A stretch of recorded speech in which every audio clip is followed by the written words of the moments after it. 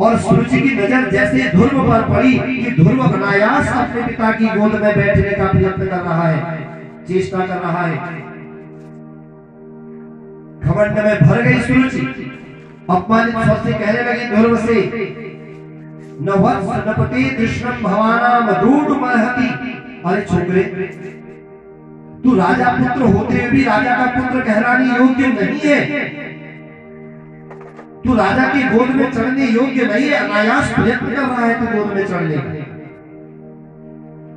तूने मेरे गर्भ से जन्म नहीं लिया है जो तू राजा की गोद में बैठने का अनायास प्रयत्न कर रहा है। अरे छोकरे, तू बहुत छोटा है, तुझे पता ही नहीं तूने किसके गर्भ से जन्म ले रखा। इस गोद में तू केवल राजा का पुत्र बैठेगा, उत्तम, उसको बैठने का अधिकार है। अगर तू राजपुत्र बनना चाहता है ना, अगर तू राजा की गोद में बैठना चाहता है तो तुझे सबसे पहले भगवान की आराधना करनी पड़ेगी, ईश्वर की आराधना करनी पड़ेगी इस गोद में बैठने के लिए। ध्रुव जैसे भक्त का अपमान और भगवान का दोनों का अपमान कर रही है सुरुचि। अनायास अपने पति के गोद में बैठने के लिए भगवान को धिक्कार रही है। तो ये तपस्या करनी पड़ेगी, ईश्वर का ध्यान करना पड़ेगा।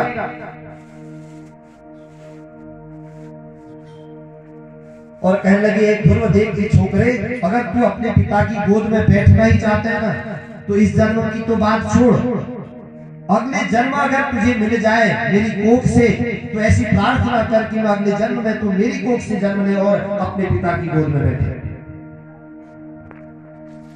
अनेक दुर्वचन अपनी विमाता की सुनी ध्रुव ने, आहत हो गया ध्रुव। आज ध्रुव उस विमाता के उन वचनों को सुनकर इतना क्रोधित हो गया जिस प्रकार घायल सर्प फुंकार मारता है, ऐसे क्रोध में आज ध्रुव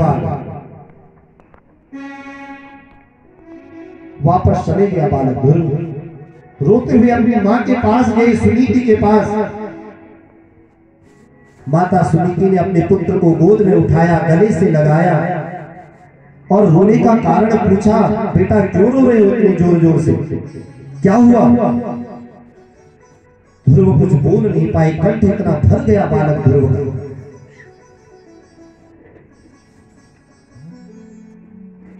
जब अन्य लोगों के मुख से सुनीति ने सुना कि ध्रुव का इतना बड़ा अपमान जो है सुरुचि ने कर दिया, बहुत लज्जित हुई सुनीति,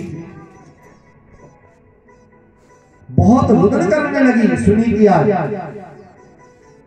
बार बार अपने सौत के कहे हुए वचनों का स्मरण सुनीति को होने लगा। ध्रुव को गले से लगा लिया मां ने,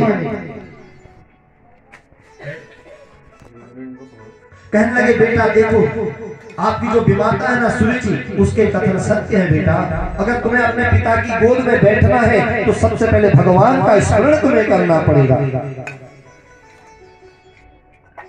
क्योंकि पुत्र देख, तू मुझ अभागी का पुत्र है, तूने मुझ अभागिनी के गर्भ से जन्म लिया है, क्योंकि मुझे तो राजा दासी तक मानने को तैयार नहीं, मुझे दासी मानने में भी राजा को लज्जा आती है। इसलिए पुत्र, तू अपनी विमाता के वचनों से द्वेष मत रख। कोई बात नहीं बेटा, उनके कथन के अनुसार यदि तू उत्तम के समान राजपद को प्राप्त करना चाहता है तो तू भगवान के चरण कमलों का अनुराग कर। कोई बात नहीं, भगवान का भजन कर, भगवान की आराधना करो बेटा। माता ने जैसे ही ऐसे वचन आज ध्रुव से कहे तो मानो ध्रुव के मन को जीत लिया। तुरंत ध्रुव ने अपने पिता के नगर का त्याग कर दिया, छोड़ दिया, वन को चला गया बालक ध्रुव। उम्र मात्र 5 वर्ष बालक की। और जैसे वन में जा रहा था तभी नारद जी का आगमन जो है हुआ, और नारद जी सोचने लगे देखो इतना छोटा बालक अपने विमाता के वचनों से आहत होकर के अपने विमाता के वचनों को सहन नहीं कर पाया, आहत होकर के वन को जा रहा है। बहुत समझाया, नारद जी कहने लगे देखो बालक, खेल खेल में बालक का अपमान हो या सम्मान हो, इससे मैं भला बुरा मानने की क्या जरूरत है। अगर तुम्हारी विमाता ने कुछ कह दिया तो कोई बात नहीं बेटा, तुम घर को वापस चले जाओ, छोटे से बच्चे हो, वन में जाकर करोगे क्या।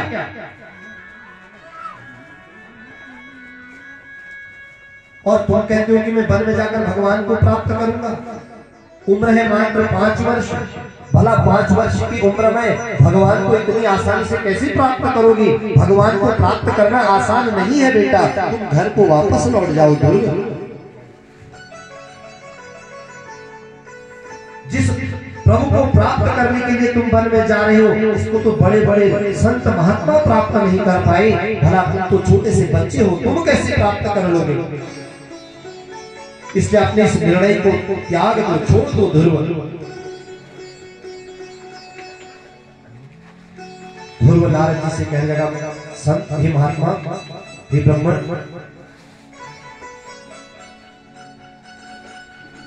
आप संत हैं,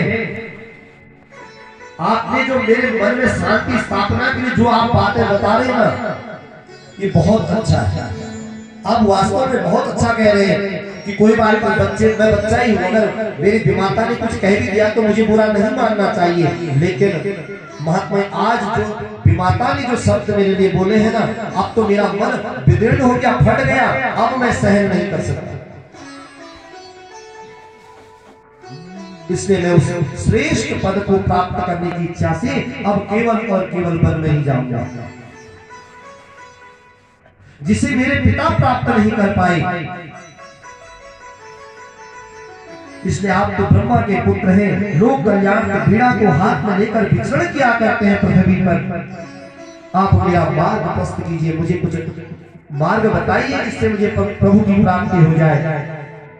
नारद जी को दया आई, बोले वत्स, तुम यमुना जी के पावन तट पर जाओ और भगवान वासुदेव का भजन करो। ओम नमो भगवते वासुदेवा, इस द्वादक्षर मंत्र का जप करो। इस जप से भगवान का दिव्य दर्शन तुम्हें प्राप्त होगा। ऐसा आशीर्वचन नारद जी ने उस बालक ध्रुव को दिया। संकल्प दृढ़ है, बैठे हैं तेरे दर पे, कुछ करके उठेंगे, या वर्ष हो जाए या फिर मर के उठेंगे। संकल्प दृढ़ ध्रुव। नारद जी बड़े दिव्य स्वरूप का वर्णन जो है, भगवान के दिव्य स्वरूप का वर्णन ध्रुव को बताया। और जैसे जैसे नारद जी भगवान का वर्णन करने लगे, ध्रुव को बड़ा आनंद आने लगा और उस मंत्र का जप करने लगे बालक ध्रुव, जो गोपनीय मंत्र नारद जी के द्वारा उनको दिया गया। अब तो क्या था कि ध्रुव के मन में एक ही तड़पन, मन तड़पन हरि दर्शन को आज, अब तो केवल केवल भगवान के दर्शन हो जाए, बाकी सारी का सारी छोड़ दिया, सब छूट गया, केवल भगवान को प्राप्त करना है, ऐसा दृढ़ संकल्प।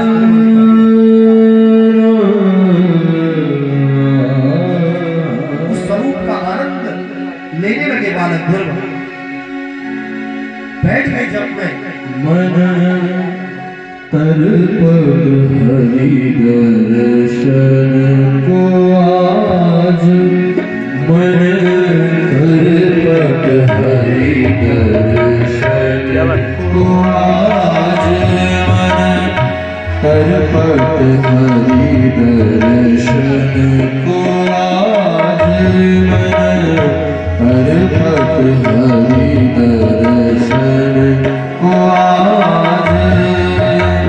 तुम बिन सगरे बिगड़ काज, मन तर्पण हरि दर्शन को आज,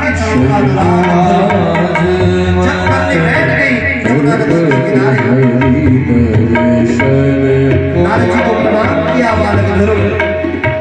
तुम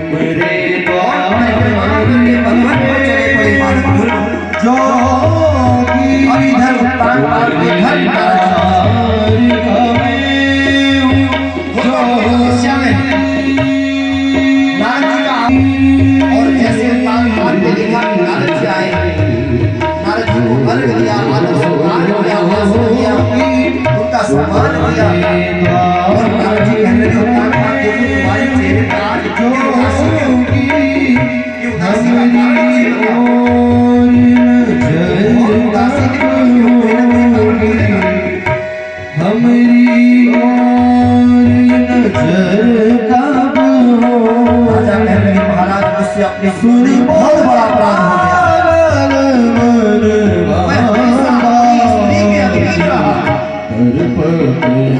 और मैंने दयाहीन होकर के अपने 5 वर्षीय बालक ध्रुव को अपने राज्य से निकाल दिया, वध को भी दिया।